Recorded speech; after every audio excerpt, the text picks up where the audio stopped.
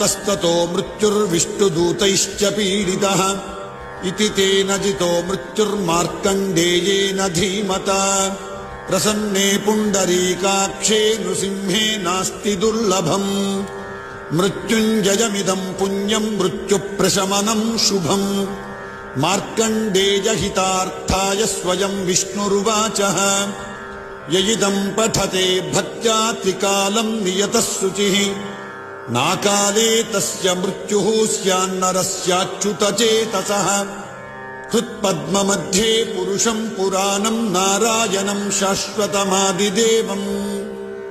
संचिन्त्य सूर्यादपि राजमानम् मृत्युम् स योगी जितवांस्तदैव उग्रम् वीरम् महाविष्णुम् ज्वलन्तम् सर्वतोमुखम् नृसिंहम् भीषणम् भद्रम् मृत्युम् नमाम्यहम्।